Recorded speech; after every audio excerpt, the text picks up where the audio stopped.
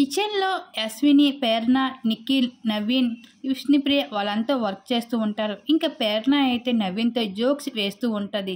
ఇంకా నవీన్ కూడా నువ్వు ఒక వరస్ట్ కంటెస్టెంట్స్ అని నాకు కూడా అనిపిస్తుంది అంటే, అవునా నీకు అలా అనిపిస్తుందా అని ప్రేరణ నవ్వుతూ ఉంటుంది. ఇంకా మిగిలిన కంటెస్టెంట్స్ హౌస్మేట్స్ అందరూ కూడా ఇదే రీజన్తో నామినేట్స్ వేసేసే అంటూ నెక్స్ట్ వీక్ అంటూ నవ్వుకుంటూ ఉంటారు అందరూ కూడా. అయితే ఇక్కడ విష్ణుప్రియ అయితే చాలా డిప్రెషన్లో ఉందని చెప్పుకోవాలి. అయితే తను ఏం మాట్లాడినా సరే సోనియా తనని నామినేట్స్ చేసిన విషయం పైన పదే పదే మాట్లాడాల్సి వస్తుంది. అయితే ఈ విషయాన్ని విష్ణుప్రియ కంట్రోల్ చేసుకోవాలి అనుకున్నప్పటికీ కంట్రోల్ అవ్వడం లేదని చెప్పుకోవచ్చు. తను ఒకవేళ ఆ టాపిక్ మాట్లాడినా సరే తనని తాను కంట్రోల్ చేసుకోవాలని చూస్తుంది విష్ణుప్రియ.